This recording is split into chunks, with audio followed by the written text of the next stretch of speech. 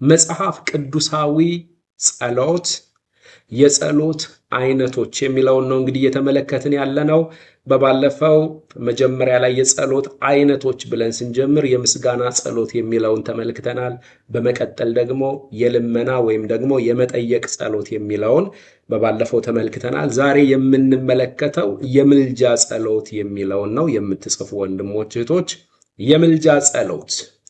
የምልጃ ጸሎት በራሳችን ጉዳይ ላይ የምናተኩርበት ሳይሆን ስለ ሌሎች ሰዎች ስጋዊና መንፈሳዊ ፍላጎት ልዩ ልዩ በሆኑ ርዕሶች በእግዚአብሔር ፊት በጸሎት የምናሳስብበት የጸሎት አይነት ነው ማለት ነው። በጌታ ስለሆኑ ወገኖቻችን፣ ስላልዳኑ ሰዎች፣ ስለ ነገስታት፣ ስለ መኳንንት መንፈሳዊና ስጋዊ በሆነ አቅጣጫ ለደከሙና ለዛሉ፣ ለታመሙና በተለያየ ሁኔታ ውስጥ ለሚገኙ ሁሉ የምንቃትትበት የምንጸልይበት የጸሎት አይነት ነው። የምልጃ ጸሎት ራስ ተኮር አይደለም ማለት ነው። የምልጃ ጸሎት ራስ ተኮር አይደለም። የምልጃ ጸሎት ፍቅር በተግባር የሚገለጥበት መንገድ ነው። እርስ በርሳችን አንዳችን ለአንዳችን ያለን ፍቅር አለ። ወድሃለው በማለት አይደለም ፍቅር የሚገለጠው። ኦኬ፣ በምልጃ ጸሎት ውስጥ ፍቅር በድርጊት ይገለጣል ማለት ነው። የምልጃ ጸሎት ፍቅር በተግባር የሚገለጥበት መንገድ ነው ቅዱሳን። ሌላው ሰው ያለበትን ችግር ያለበትን መከራና የሚያስፈልገውን ፍላጎት እንደ ራስ አድርጎ በመቁጠር በእግዚአብሔር ፊት ስለዚያ ሰው የምንቃትትበት የምንጸልይበት የጸሎት አይነት ነው። ከዚህም የተነሳ የምልጃ ጸሎት ከራስ ወዳድነት ነፃ የሆነና የሌሎችን ጉዳይ የሚያስቀድም መንፈሳዊ አገልግሎት ነው። ሃሌሉያ! አባባ እናመሰግንሃለን። ስለዚህ በምልጃ ጸሎት ውስጥ ምን የለም? ሰልፍሽነት የለም። በምልጃ ጸሎት ውስጥ እኔነት የለም። ስጋዊ ክርስቲያን ምናልባት ይህን ጸሎት ላይመቸው ይችላል። በተለይ በዚህ ዘመን ሰው የኔ እኔ እያለ ባለበት ወንድሙን ጠልፎ ፊት ለፊቱን መያዝ፣ እህቷን ጠልፋ ፊት ለፊቱን መያዝ ለምትፈልግ፣ በእህቷ ስኬት የምትናደድ፣ በወንድሙ ደስታ የሚበሳጭ ትውልድ ባለበት፣ ግራ በተጋባ በዚህ ዘመን፣ ሰልፍሽነት በበዛበት በዚህ ዘመን ስለሌላው ወንድም ስራዬ ብሎ ሸክም ተሰምቶት በዛ ሰው ጉዳይ ራሱን አስገብቶ የሚቃትት ሰው ምናልባት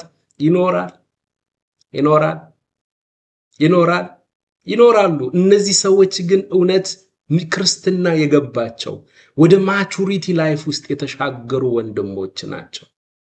እየበሰላችሁ ስትሄዱ እኔነታችሁ እየቀነሰ ነው የሚሄደው። ከራሳችሁ ይልቅ አልፋችሁ ስለ ሌሎች ትጨነቃላችሁ። ስለ ቅዱሳን ትጸልያላችሁ። ስለ ግሬስ ፋሚሊ ትጸልያላችሁ። ስለ ሌሎች ወንድሞች ትጸልያላችሁ።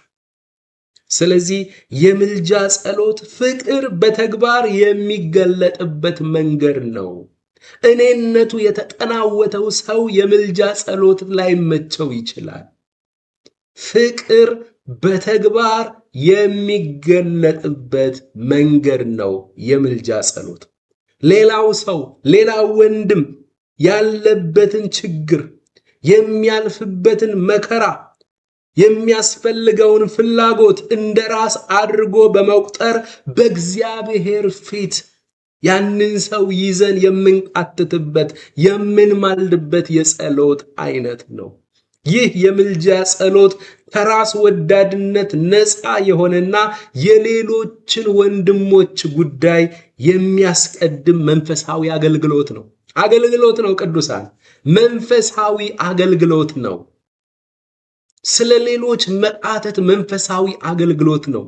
ጌታን ደስ የሚያሰኝ የተወደደ አምልኮ እንደሆነ ሐዋርያው ጳውሎስ አንደኛ ጢሞቴዎስ ምዕራፍ 2 ከቁጥር 1 ጀምሮ ነግሮናል።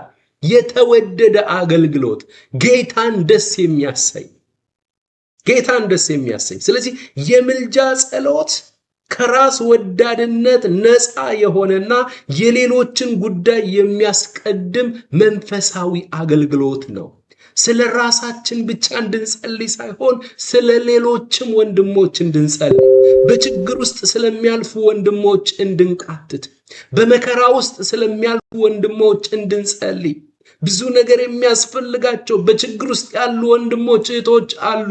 በድርጊት ነገሮችን ከማድረጋችን በፊት መጀመሪያ እስኪ በጸሎት እናግዛቸው። በጸሎት እናግዛቸው። ትልቅ አገልግሎት ነው። ጌታን ደስ የሚያሰኝ አገልግሎት ነው። የምልጃ ጸሎት አገልግሎት ነው። ቅዱሳን ስለ ሌሎች መቃተት፣ ስለ ወንጌል ሥራ መቃተት፣ ስለ ቤተ ክርስቲያን መቃተት፣ ስለ ቅዱሳን መቃተት፣ ስለሚያገለግሉ ሰዎች መቃተት፣ ስለ ሀገር መሪዎች መቃተት፣ ስለ ሀገራት መቃተት፣ ስለ ሰው ልጆች ሁሉ መጸለይ፣ ስለ ሚሽነሪዎች መጸለይ፣ ስለ ታመሙ ሰዎች መጸለይ፣ በመከራ ስለሚያልፉ ወንድሞች እህቶች መጸለይ ጌታ የሚወደው ንጹሕ የሆነ አምልኮ ነው አለ ጳውሎስ። አባቶይ በጌታ በኢየሱስ ክርስቶስ ስም ለሁላችንም አቅም ጨምርልን፣ ጸጋን አብዛልን፣ ጸጋን አብዛልን። እንግዲህ ምልጃ የሚለው ነገር እንዳይምታታብን በጣም ቃሉ ጥንቃቄ የሚፈልግ ቃል ነው። ምልጃ ሲባል እኛ የምንጸልየው የምልጃ ጸሎት የምንጸልየው የምልጃ ጸሎት ከጌታ ከኢየሱስ ክርስቶስ የምልጃ አገልግሎት ጋር እንዳይምታታብን እንጠንቀቅ። ጌታ ኢየሱስ ክርስቶስ ያማልዳል፣ እርሱ ይማልድልናል ስንል ከኃጢአትና ከድካሞቻችን ጋር በተገናኘ በአብ ፊት ስለ እኛ ይታያል። ደሙን ይዞ ቆሟል። እርሱ የሊቀ ክህነት አገልግሎቱን ያገለግላል። ከዚያ ምልጃ ጋር እንዳይምታታባችሁ። ስለዚህ እርሱ ከኃጢአት ጋር ነው። እርሱን የሚመስል እርሱን የሚተካ ማላጅ የለም። ቀጥሎ የሞቱ ሰዎች ስለ ሌሎች መቃተት አይችሉም። በሕይወት ያለን እኛ ግን እርስ በርሳችን አንዳችን ለአንዳችን እንድንጸልይ ስለ ሌሎች ወንድሞች በመከራ ውስጥ ስለሚያልፉ፣ በችግር ውስጥ ስለሚያልፉ፣ ስለታመሙ፣ ስለ ነገስታት፣ ስለ መኳንንቶች፣ ስለ ሰው ልጆች ሁሉ፣ ስለ ሀገራት እንድንማልድ እንድንጸልይ መጽሐፍ ቅዱሳዊ ትእዛዝ ነው። የኛ የምልጃ ጸሎት ከኃጢአት ጋር የተገናኘ ከዘላለም ሕይወት ጋር የተገናኘ አይደለም። በዚህ ምድር ላይ ሰው በሚመላለስበት ጊዜ በሰላም ወጥቶ እንዲገባ፣ በሰላም ወጥቶ መግባት የሚችልበት ምሕረት እንዲያገኝ፣ እግዚአብሔር ጥበቃ እንዲያደርግለት፣ ጸጋን እንዲያበዛለት፣ የሰራውን እንዲያተርፍ፣ ነጋዴው እንዲያተርፍ፣ ተማሪው ተምሮ ለቁም ነገር እንዲበቃ፣ የሀገር መሪዎች የሚመሩትን ሕዝብ በማስተዋልና በጥበብ እንዲመሩ እግዚአብሔር እንዲያግዛቸው፣ ጥበብን እንዲሰጣቸው፣ ቅዱሳን በሚያልፉበት መንገድ ሁሉ በመከራ የሚያልፉ ወንድሞች ጸጋ እንዲበዛላቸው፣ ተስፋ እንዳይቆርጡ፣ አያችሁ፣ እንደዚህ እንጂ የታመሙ ወንድሞች እንዲፈወሱ ከጌታ ዘንድ የሆነች የፈውስ ጣት እንድትዘረጋላቸው፣ ፈውስ እንዲሆንላቸው እንጸልያለን እንጂ ከኃጢአታቸው ጋር በተገናኘ አይደለም። እግዚአብሔር ይቅር በለው የዘላለም ሕይወት ስጠው ብለህ አንተ ጸልየ የዘላለም ሕይወትን ልታስቀብለው አትችልም። በደንብ መስመሩን ማስመር አለብን። የጌታ ኢየሱስ ክርስቶስ ምልጃና የኛ የምልጃ ጸሎት እንዳይምታታብን አባባ ጸጋ ጨምርልን። በመቀጠል የመንፈስ ቅዱስ ምልጃ አለ። የመንፈስ ቅዱስ ምልጃ ከኛ ምልጃ ጋር መምታታት የለበትም። የመንፈስ ቅዱስ ምልጃ አይደለም ከኛ ጋር ነውና ከጌታ ከኢየሱስ ክርስቶስ የምልጃ አገልግሎት ጋር መምታታት የለበትም። ኢየሱስ በአብ ፊት ስለኛ ይታያል። መንፈስ ቅዱስ ደግሞ ለእያንዳንዳችን በእኛ ውስጥ ሆኖ እንዴት መጸለይ እንዳለብን በማንችልበት አቅም በምናጣበት ሁኔታ በእኛ ውስጥ ሆኖ ይቃትታል፣ በእኛ ውስጥ ሆኖ ይማልዳል። የጸሎት ርዕሶችን ይሰጠናል። መጸለይ የምንችልበትን አቅም ይሰጠናል በእያንዳንዳችን ውስጥ። ስለዚህ ጌታ ኢየሱስ በአብ ፊት ነው፣ መንፈስ ቅዱስ በእኛ ውስጥ ነው። ጌታ ኢየሱስ ከኃጢአት ጋር በተገናኘ ነው፣ መንፈስ ቅዱስ የጸሎት አቅምን ከመስጠት ጋር በተገናኘ ነው። እኛ እርስ በርሳችን ደግሞ አንዳችን ለአንዳችን ጸጋን እንድንከፋፈል ከመከራ ውስጥ እንዲወጣ ስለ ወንድማችን የምንቃትተው የጸሎት አይነት ነው። ስለዚህ በዚህ አይነት መረዳት ውስጥ ሆነን ልንጸልይ ይገባል። እንግዲህ የአዲስ ኪዳንን መጽሐፍት በምንመረምርበት በምናጠናበት ጊዜ በተለይ ሐዋርያው ጳውሎስ ስለ ምልጃ አገልግሎቶች፣ ስለ ምልጃ ጸሎቶች በተለያየ መንገድ ጽፎልናል። ጌታችን ኢየሱስ ክርስቶስም ትእዛዝ ሰጥቶናል። እንግዲህ መጀመሪያ ስለ ወንጌል ሰራተኞችና ስለ ቃሉ መስፋፋት እንድንማልድ እንድንቃትት ሐዋርያው ጳውሎስ በተደጋጋሚ ያሳስበናል። ሐዋርያው ጳውሎስ በአብዛኛው መልእክቶቹ አማኞች ለእርሱና ለወንጌል አገልግሎት እንዲማልዱ ይጠይቃቸው፣ ይለምናቸው ነበር። ጸልዩልን፣ ለኔም ጸልዩ፣ ከኔ ጋር አብረው ለሚያገለግሉትም ጸልዩ፣ የእግዚአብሔር ቃል እንዲሰፋ ጸልዩ፣ ትውልድን እንዲወርስ ጸልዩ፣ እኔም አፌን ከፍቼ በድፍረት የእግዚአብሔርን ቃል የወንጌልን እውነት መግለጥ የምችልበትን ጸጋ እንዲሰጠኝ ጸልዩልኝ፣ ከኔ ጋር አብረው ለሚያገለግሉት አብረው የወንጌል ሥራ ለሚሰሩት ሁሉ እባካችሁ ጸልዩልን ይላል ሐዋርያው ጳውሎስ። በዚህ ውስጥ እኮ መንፈሳዊነትን እኮ ነው የምንረዳው። ሐዋርያው ጳውሎስ የእናንተ ጸሎት ያስፈልገኛል ካለ ዋው ምን አይነት መንፈሳዊነት ነው እዚህ ሰው ላይ የምናየው መንፈሳዊነት፣ ሐዋርያው ጳውሎስ ጋር የምናየው ማቹሪቲ። አንዳንድ ጊዜ እኮ የምናገለግል ሰዎች እኮ ግብዞች እኮ ነን። አንዳንድ ጊዜ እኛ ለሰው ሁሉ እንጸልያለን፣ እኛ ጸሎት አያስፈልገንም። አሜን ነው። እኔ ጋር ያለው ወፍራም ቅባት ነው። እኔ ጋር ያለው መንፈስ 7 እጥፍ ቅባት ነው። 7 እጥፍ መንፈስ ነው። እናንተ ምን እኔ አይደል እንዴ ማስተምራችሁ ይልሃል ይመጣል። ያንተ ጸሎት ነው ለኔ የሚያስፈልገኝ ይላል። ጌታ ሆይ ጸጋ ጨምርላቸው፣ አይኖቻቸውን ክፈትልን። እውነት እላቸዋለሁ ሐዋርያው ጳውሎስ ጸሎት ካስፈለገው አንተ ወንድሜ እርሱ 3ኛ ሰማይ የገባ ሰው ነው። አንተ 3ኛው ዓለም ላይ 3ኛው ምድር ላይ የምትኖር ሰው ነህ። ጸሎት ያስፈልግሃል። ቆመህ እንድታገለግል አንደበትህ ተከፍቶ የጸጋውን ቃል በድፍረት እንድትናገር ትውልድን ጌታ አሳልፎ እንዲሰጠን ጸሎት ያስፈልገናል። ምንም ማስመሰል ትምክህት አያስፈልግም፣ ግብዝነት አያስፈልግም። እያንዳንዳችን ጉድለት አለብን። ቆመን የምናገለግል ቅዱሳን ጉድለት አለብን። የእናንተ የቅዱሳን ጸሎት ያስፈልገናል። በቅዱሳን ጸሎት የተጠቀመ ሰው ማን ነው ቢባል ይሄው እኔ አንደኛለሁ። በቅዱሳን ውስጥ ያለውን ጸጋ የጻድቅ ሰው ጸሎት በስራዋ እጅግ ኃይልን ታደርጋለች ተብሎ ተጽፏልና በእያንዳንዳችሁ ውስጥ የከበረ መንፈስ አለ። መንፈስ ቅዱስ በእናንተ ውስጥ ሆኖ ሲቃትት እያንዳንዱ ነገር ሁሉ እንደሚቀየር አምናለሁ። የእናንተ ችሎታ ሳይሆን የመንፈስ ቅዱስ ስራ ነው እንደዛ እንድትቃትቱ የሚያደርጋችሁና በቅዱሳን ጸሎት አገልጋይ መጠቀም አለበት። ስለዚህ ስለ ወንጌል ሰራተኞችና ስለ ቃሉ መስፋፋት እንድንማልድ እንድንጸልይ፣ ስለ ቤተ ክርስቲያን፣ ስለ አገልጋዮች፣ ስለ ወንጌል ሰራተኞች፣ ስለ ሚሽነሪዎች ዋጋ ከፍለው ራሳቸውን ትተው የራሳቸውን ጥቅም ሳያስቀድሙ የጌታን አደራ ይዘው ለትውልድ ለማድረስ ጨክነው የሚጓዙ ወንድሞች ካሉ ስለ እነርሱ በጌታ ፊት ልንቃትት ያስፈልጋል፣ ልንጸልይላቸው ያስፈልጋል። ሐዋርያው ጳውሎስ በአብዛኛው መልእክቶቹ አማኞች ለእርሱና ለወንጌል አገልግሎት እንዲማልዱ ይለምን ነበር። ይህ የሚያሳየው የምልጃ ጸሎት የወንጌል በር እንዲከፍትላቸው ያደርጋል። እነርሱም ቃሉን ደግሞ በድፍረት የቃሉ አገልጋዮችም ወንጌልን ያለ ፍርሃት በድፍረት የሚሰብኩበትን አቅም ያገኛሉ ማለት ነው።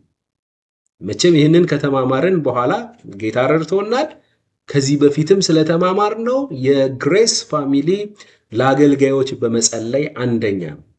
እግዚአብሔር የተባረከ ነው። ለኔ ብቻ አይደለም፣ ከኔ ጋር ለሚያገለግሉ ሁሉ በርቀት ያለው ወንድማችን ደብዬ እንደተጸለየለት ነው። ሁልጊዜ ሌሎች ወንድሞች የሚያገለግሉ ወንድሞች እርስ በርሳችን አንዳችን ለአንዳችን የምንጸልየው የምልጃ ጸሎት አለ። መታደል ነው። እግዚአብሔርን አመስግኑ። የማቹሪቲ መለኪያ ነው።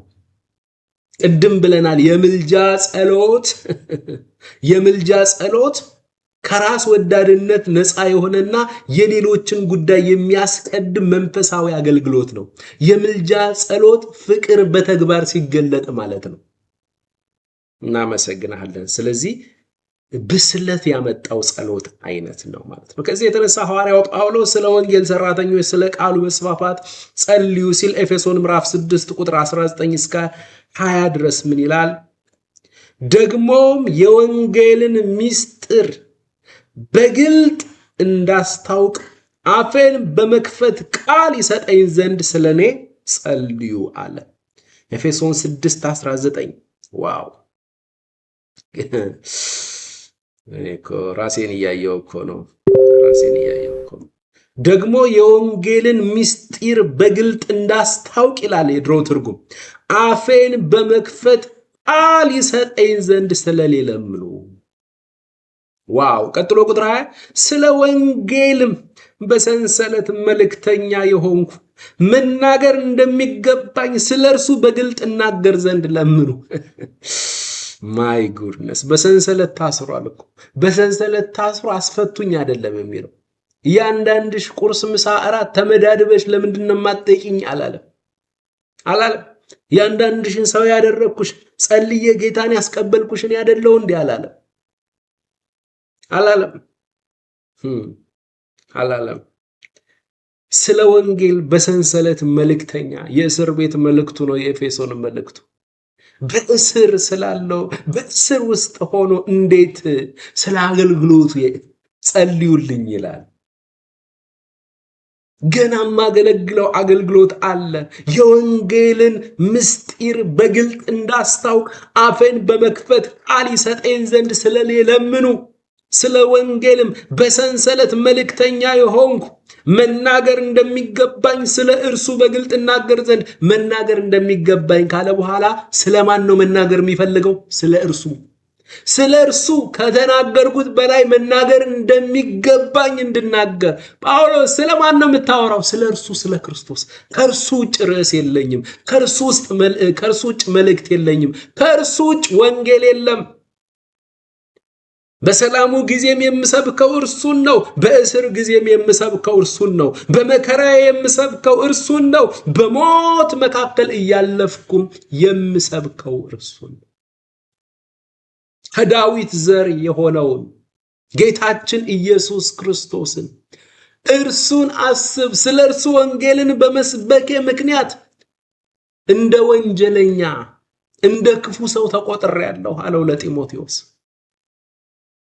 ኦ ማይ ጉድነስ! እኛ እኮ ምንም እስር ቤት የሚባለውን ራሱ ቋና በሰንሰለት መታሰር የለም ምን የለም። ስለ ወንጌል በሰንሰለት መልእክተኛ የሆንኩ መናገር እንደሚገባኝ ስለ እርሱ በግልጥ እናገር ዘንድ ለምኑ። አቤት መንፈሳዊነት! አቤት ትህትና! ማን ነው እንደዚህ እያለ ያለው? ቅዱሳን ሐዋርያው ጳውሎስ። ሐዋርያው እንትናማ ኑ ልጸልይላችሁ፣ በቴሌቪዥን ኑ ልጸልይላችሁ። እናንተ ከታች የሆነ አካውንት 6 አካውንት እደረድራለሁ፣ ጣል አድርጉ። የበዓል ገቢ ነው። ኑን እጸልይላችኋለሁ። ዛሬ ማታ አዲስ ነገር ይሆናል። ነገ አዲስ ቀን ይመጣል። ትሻገራላችሁ። ሁልጊዜም በቴሌቪዥን መስኮት፣ በሶሻል ሚዲያው፣ በቴሌቪዥን በሞባይላችን እየመጣ ልጸልይላችሁ ነው የሚሉት። ጸልዩልኝ ብለው አያውቁም የኛ አገር ሐዋርያቶች። ጌታ ሆይ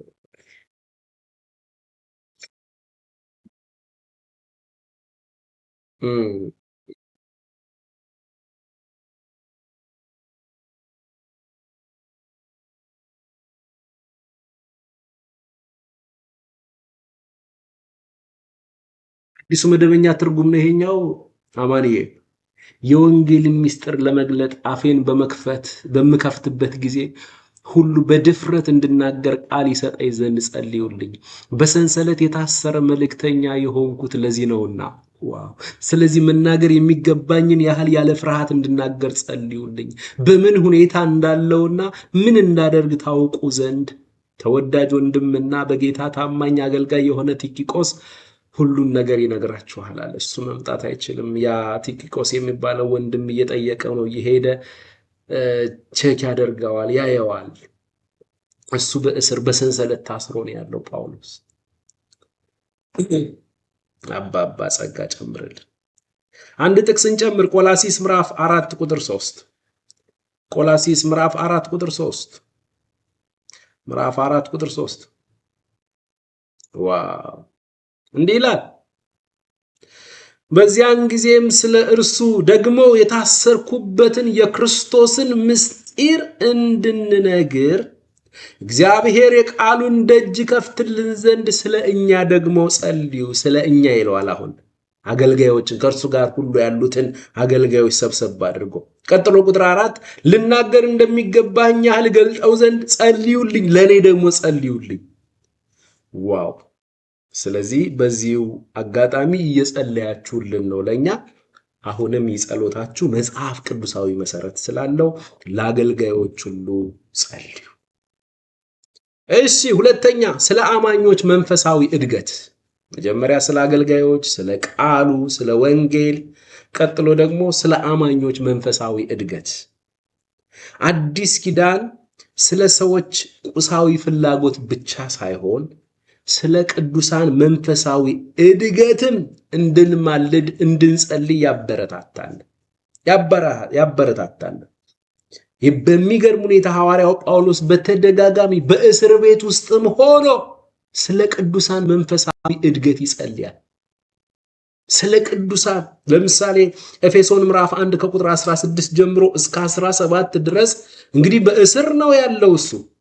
ጸሎት የሚያስፈልገው እሱ ነበረ። ነገር ግን በእስር ሆኖ ስለ እነርሱ ደግሞ ይቃትታል። ከቁጥር 17 ጀምሮ ምን እንዳለ ከቁጥር 16 ጀምሮ ምን እንዳለ ታውቃላችሁ? ረቆይ ከቁጥር 15 ጀምሮ ሐሳቡን እንድናገኘው አውዱን አንድ ነገር ሰማ ስለ ኤፌሶን ክርስቲያኖች። ከዚያው ወንድሞች ያዩአቸው መንፈሳዊ ለውጣቸውን ሁሉ አይተው ለጳውሎስ ሄደው ነገሩት። ስለዚህ እኔ ደግሞ በእናንተ ዘንድ ስለሚሆን በጌታ በኢየሱስ ስም ማመንና ለቅዱሳን ሁሉ ስለሚሆን መውደድ ሰምቼ ወስደው ነግረውታል ወዳጆቹ። እረ የኤፌሶን ክርስቲያኖች፣ አንተ ያስተማርካቸው ክርስቲያኖች መንፈሳዊ ሕይወታቸው ስለ እነርሱ ጠይቋልና፣ አንደኛ በኢየሱስ ላይ ያለ መተማመናቸው፣ እምነታቸው፣ ቀጥሎስ ለቅዱሳን ሁሉ ስላላቸው ፍቅር ሰምቶ እርስ በርሳቸው ስላላቸው ፍቅር ሰምቶ በጣም ተደሰተ። ቁጥር 16 ስለ እናንተ እያመሰገንኩ ስጸልይ ስለ እናንተ ማሳሰብን፣ አያችሁ፣ መማለድን ማሳሰብን አልተውም። እናንተ ላይ ስላየሁት መንፈሳዊ ለውጥ ደስ ብሎኛል። በጌታ ላይ ያላችሁ መታመን አስደስቶኛል። እርስ በርሳችሁ ያላችሁ ፍቅር አስደስቶኛል። ጌታን እንዳመሰግነው ምክንያት ሆናችሁልኛል። ያ ብቻ አይደለም፣ ከዚህ በኋላ ደግሞ ጌታን አሳስቤዋለሁ። ስለ እናንተ እንዲህ ብዬ ቃትቻለሁ፣ ጸልያለሁ። ምን ብሎ? ቁጥር 17 የክብር አባት የጌታችን የኢየሱስ ክርስቶስ አምላክ እርሱን በማወቅ የጥበብንና የመገለጥን መንፈስ እንዲሰጣችሁ እለምናለሁ አለ። የክብር አባት የሆነውን የጌታችን የኢየሱስ ክርስቶስን አምላክና አባት ይበልጥ እንድታውቁት እጸልያለሁ። የመገለጥና የጥበብ መንፈስ እንዲሰጣችሁ እጸልያለሁ።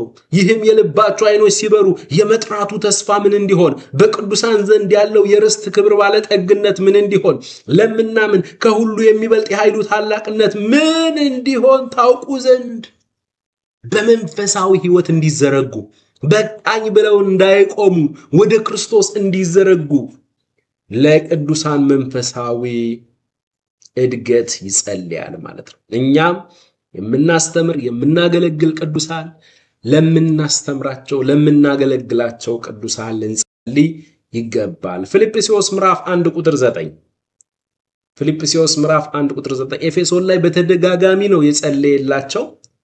ያው እናንተ ታገኙታላችሁ። አለፍ አለፍ እያልኩ ነው የማሳያችሁ። ፊልጵስዩስ ምዕራፍ 1 ቁጥር 9 ደግሞ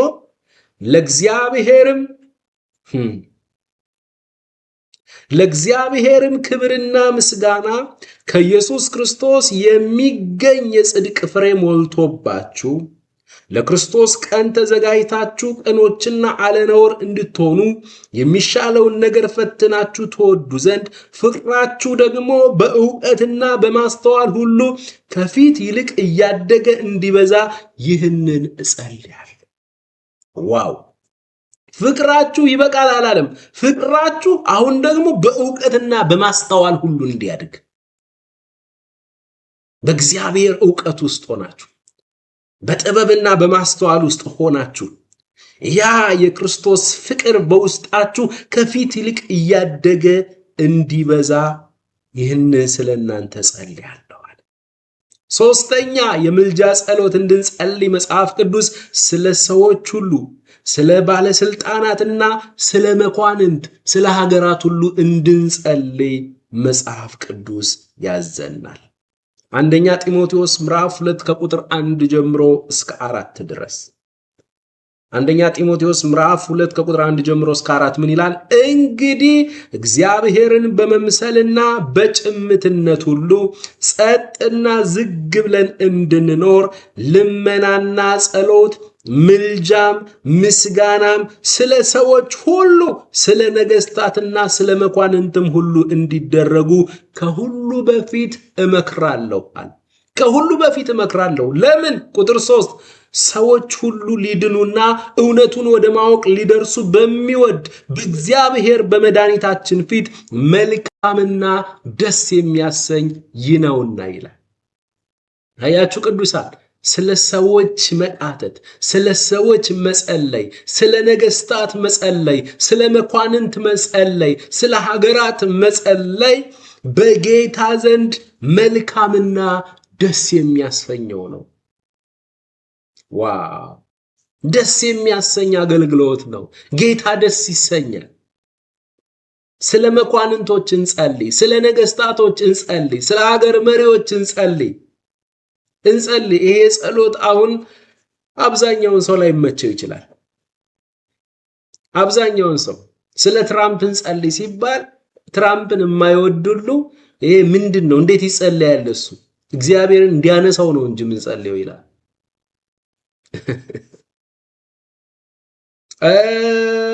ስለኛው ጠቅላይ ሚኒስተርም ደግሞ እንጸልይ ሲባል የሚከፋው አለ። በስነ ስርዓት እናንተ ህብረት ጋር እንመጣ ነበር ግን የቀረንበት ምክንያት አለን ይላል።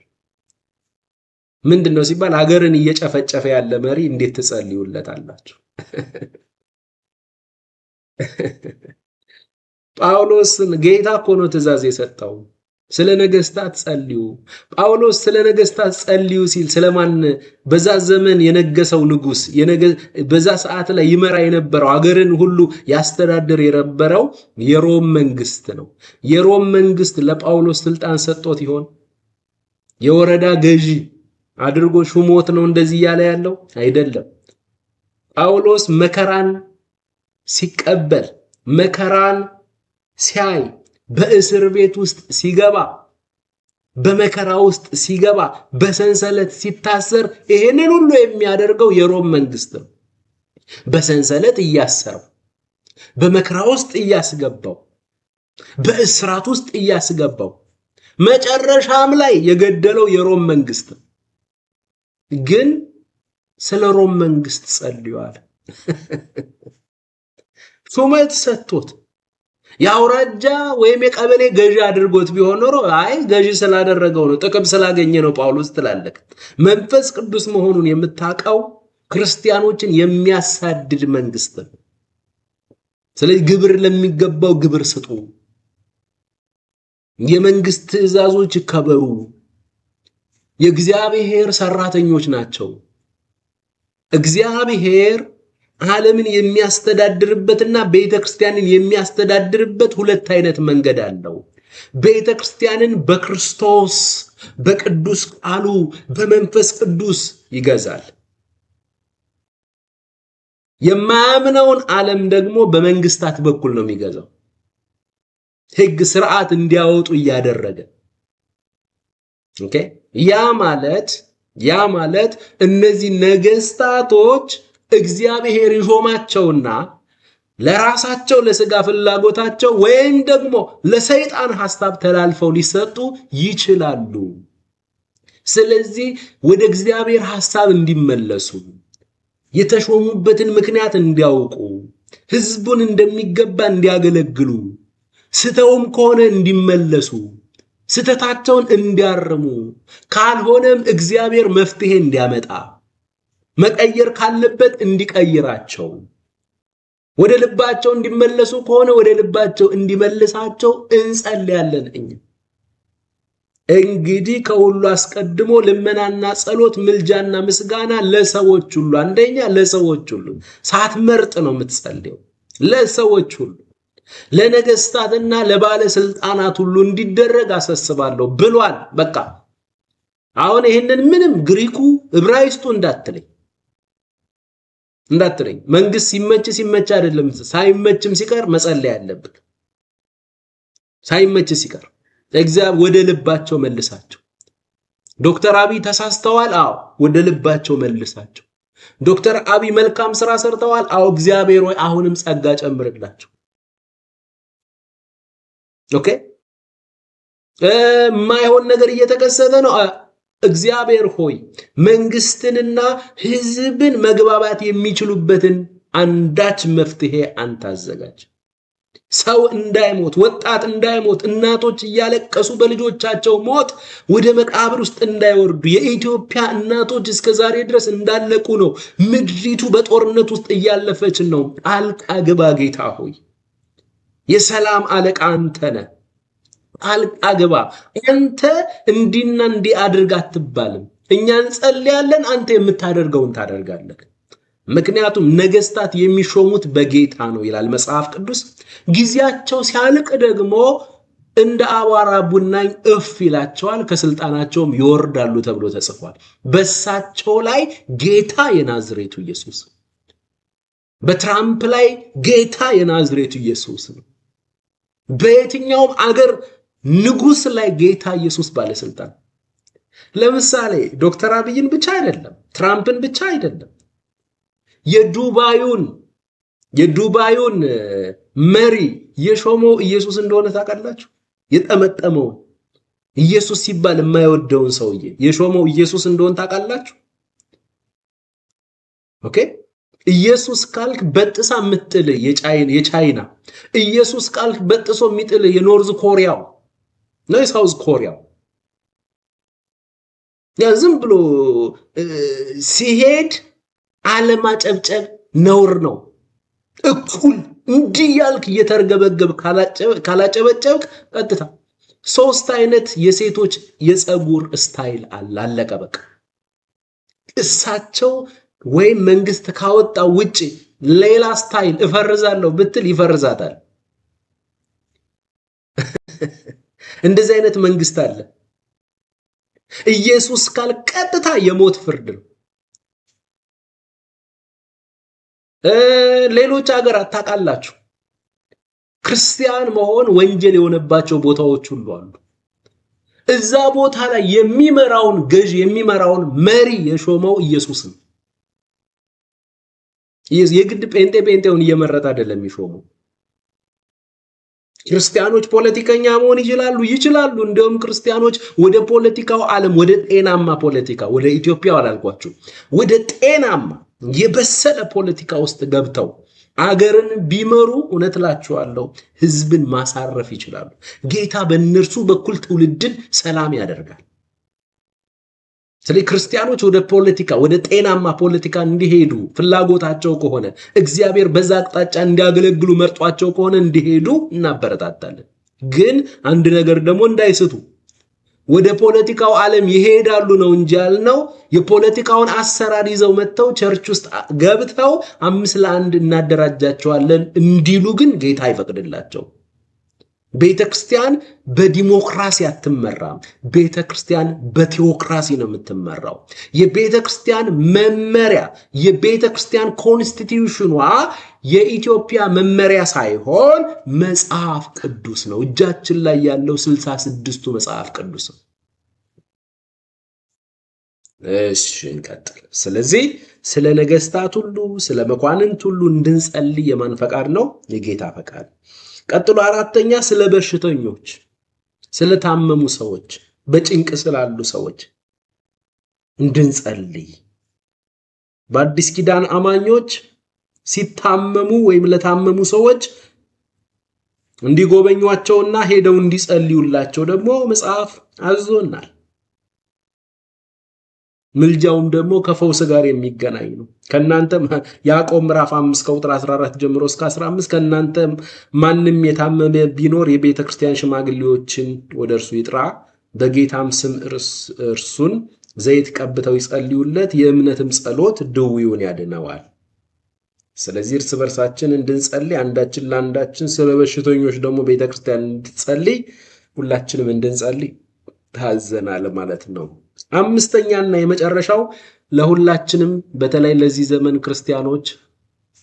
ዘመን ክርስቲያኖች ለሁላችንም የምታመን ነገር ናት። ህመም አላት፣ ግን ኢየሱስ ነው ያዘዛት።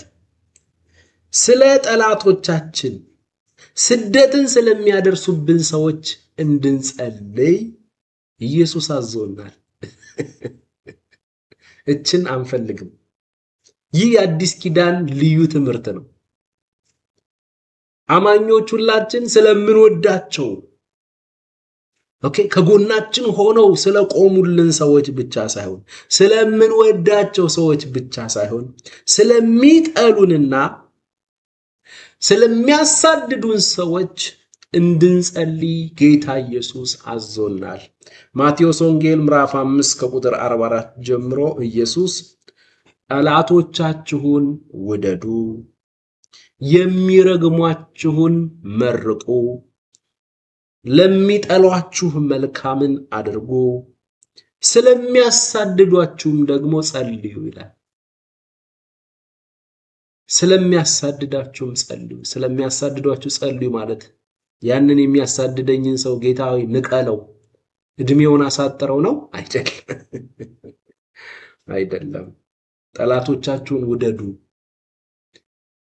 ይመቻል? ይሄ ትምህርት ይመቻል? ይሄ ትምህርት ከተመቸ ጸጋ ገብቷል። ጠላቶቻችሁን ውደዱ ይላል እንዴ? ባገኘው ታጋ ጠላትን ጥላ የብሉይ ኪዳኑ ሐሳብ የሕጉ ዘመን ነው። ጠላትን ጥላ ነው የሚለው፣ ወዳጅን ውደድ። ኢየሱስ ግን እኔ ግን እላችኋለሁ በሰማያት ላለ አባታችሁ ልጆች ተሆኑ ዘንድ ጠላቶቻችሁን ውደዱ፣ የሚረግሟችሁን መርቁ፣ ለሚጠሏችሁ መልካም አድርጉ፣ ስለሚያሳድዷችሁ ጸልዩ። እርሱ አባታችሁ እግዚአብሔር በክፉዎችና በበጎዎች ላይ ፀሐይን ያወጣልና በጻድቃንና በኃጢአተኞች ላይ ዝናቡን ያዘንባል ያለ ልዩነት። የእርሱ ልጅ ነኝ የምትሉ ከሆነ የእርሱን ባህሪ ተካፍላችኋልና ያንን ባህሪውን ኤክስፔሪየንስ አድርጉ። አይ ኖው በጣም የምታም ፖይንት ናት፣ የምታምናት። ዛሬ ሀብትሽ ምንድን ነው እንዴ? እንዴት ብዬ ነው ለዛ ሰው ምህረት ማደርግለት? እንዴት ብዬ ነው ለዛች ሴት ምህረት ማደርግላት? ጭራሽ ጸልይላት ስሟን እያነሳ የሚያነሳ ያንሳትና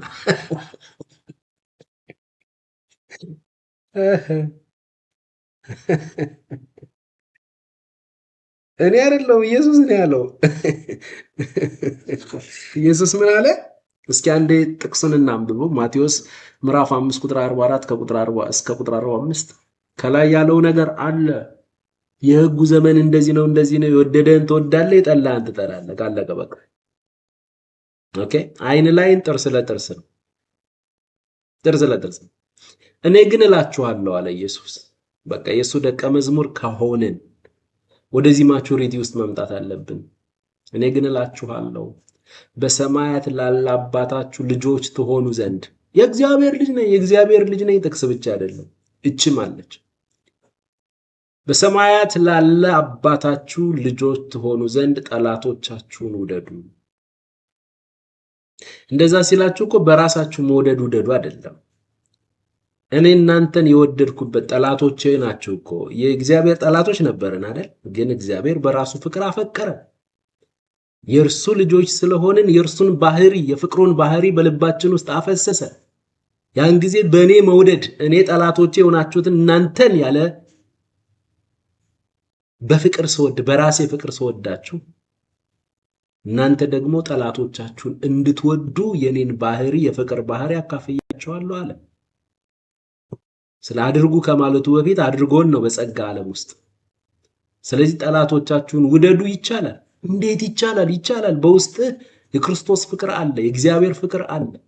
የማትወደደውን አንተን የወደደበት፣ የማትወደጁን አንቺን የወደደበት፣ ጠላቱ የሆነውን እኛን ያፈቀረበት ያቺ የመለኮት ፍቅር በመንፈስ ቅዱስ አማካኝነት በልባችን ላይ ፈሳለች። ስለዚህ ጠላቶቻችሁን ውደዱ ይቻላል ማለት ነው። ይቻላል ማለት ነው። ጠላቶቻችሁን ውደዱ። ቀጥለውስ ለሚያሳድዷችሁም ጸልዩ። ካሳደደኝም አሳድደዋለሁ እንጂ እመልስለታለሁ እንጂ አይደለም። ለሚያሳድዷችሁ ጸልዩ። የሚረግሟችሁን መርቁ። የሚረግሟችሁ ነው። ለስጋ ለባሽ ግን ወይም መንፈሳዊ ያልሆነ ሰው ምንድነው የሚመቸው? ጠላትህን እላ፣ የሚረግምህን እርገመው፣ የሚጠላህን እላው፣ የሚያሳድድህን መልሰህ እጥፍ አሳደው። ይሄ ነው የሚመቸው። ይሄ ከተመቸህ በጸጋ ዓለም ውስጥ አይደለም። የጸጋን የህይወት ስርዓት ኤክስፒሪየንስ አላደረግም። ጸጋ መብትህን ሁሉ እንዳትጠቀም ያደርጋል። እሺ፣ በፍቅር ምክንያት መብቱ ያንተ ነው። ግን ያንን መብት ስለ ወንድምህ ስትል ወንድሜ ከሚስተናከልብኝ ብለህ አንተ በመብትህ በነፃነት የምታደርገውን ነገር አታደርገውም። ትገደባለህ። ስለዚህ የሚረግሟችሁን መርቁ፣ ለሚጠሏችሁ መልካም አድርጉ፣ ስለሚያሳድዷችሁም ጸልዩ። ጆን ዊስሊ የሚባል የእግዚአብሔር አገልጋይ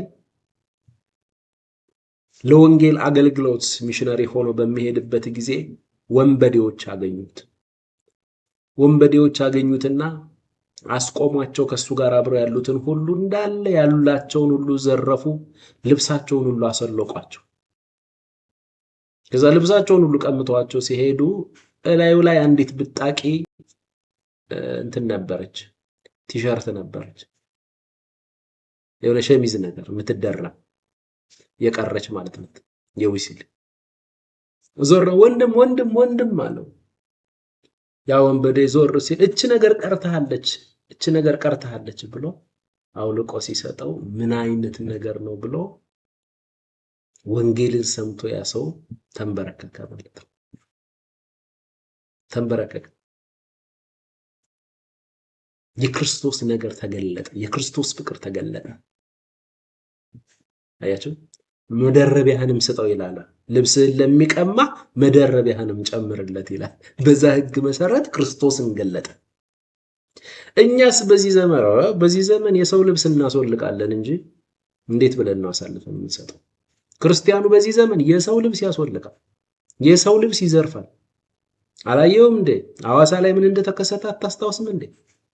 ችግር፣ ጦርነት በለው እርስ በርስ ያለ ችግር ሲከሰት እኮ በየሆቴሉ እየገባ ክርስቲያኑ ማለት ነው ይዘርፋል። አታስታውስ? ከሆቴል ውስጥ ገብተው ምን የሚያክል ፍሪጅ ይዘው እየወጡ አላንዱ ፍሪጁን ተሸክመው ለ4 ለ5 ይዘው እየወጡ ድንገት ፍሪጁ ተከፈተና ቢራ ወደቀ። አረ ቢራ አለና አንደኛው አንስቶ እንካ ሲለው አይ እኔ በጌታ ነኝ አለ። እኔ ክርስቲያን ነኝ አልጠጣም አላሉ። ፍሪጁን ተሸክሞ ወጥቶ ቢራዋን አልጠጣም አለ። ጌታ ሆይ እንደዚህ ነው የተምታታብን ብዙ ነገር አለ። ቅድም ሚዲያ እያየን ነበር ከሚስቴ ጋር እና ከፍቅር ጋር ሁለት የሚጠየቁ ወጣት ልጆች ዘማሪዎች ናቸውና ልጁ ደስ የሚል ነገር ተናገረና ገርሞን እያወራን ነበር። ከልጅነት ጀምሮ ከክርስቲያን ቤተሰብ ነው የተወለድኩት። በቃ ስዘምር ነው ያደግኩት። ከዛ ወደ ዩኒቨርሲቲ ሄድኩኝ። የተነካህበትን ታይም እንዴት ነው የህይወት ለውጥ ምናምን ብለው ነው ጠያቂ። ኢየሱስን ያወቅኩት ለመጀመሪያ ጊዜ ዩኒቨርሲቲ ውስጥ ሆኜ ነው አለ። ኢየሱስን አላውቀውም ነበር አለ። አይኖቼ ተከፈቱ። እጄን ሁሉ አንስቼ ጌታን መቀበል ማለት ይቻላል ያደረኩት ነገር አለ። አይ ከቤተሰብ ስለወረሰ እንዲህ ሃይማኖት ሆኖበት ነው ያደገው። አብዛኛው ደቡብ ላይ እኛ ከኦርቶዶክስ ስንወለድ ኦርቶዶክስ ቤተሰብ ኦርቶዶክስ ስለሆነ ብቻ ኦርቶዶክስን አስቀጠልን እንጂ ምን እንደሆነ አብዛኛው ሰው አያውቀውም። እንደዚሁ ሁሉ አሁን ላይ ወደ ደቡብ አካባቢ ፕሮቴስታንቱ አሁን ላይ ነው እየነቃ የመጣው እንጂ ከልጅነት ጀምሮ ያ ብቻ ነው የሚመስለው። እና ሃይማኖት ቤተሰቦቹ በልጅነት ይዘው ስለሚሄድ መሄድ እዛ ጋር የሚደረገውን ነገር ማድረግ ከእውቀት ውጭ አሁን ነው አንዳንዱ የሚገባው። ገና ዩኒቨርሲቲ ገብቶ ነው አይኑ የሚከፈተው። ስለዚህ ይህንን ሁሉ ያወራ ነው ስለ ጠላቶቻችን ስለሚያሳድዱን እንድንጸልይ እንድንማልድ ጌታ አዞናል ማለት ነው። እግዚአብሔር የተባረከ ይሁን። ስለዚህ የምልጃ ጸሎት ይህንን ይመስላል። በሚቀጥለው ደግሞ የንስሐ ጸሎት የሚለውን እንመለከታለን ማለት ነው። ከእግዚአብሔር ከአባታችን ከጌታም ከኢየሱስ ክርስቶስ ብዙ ጸጋ፣ ብዙ ሰላም፣ ብዙ ምሕረት ለሁላችን ይሁን። አሜን አሜን።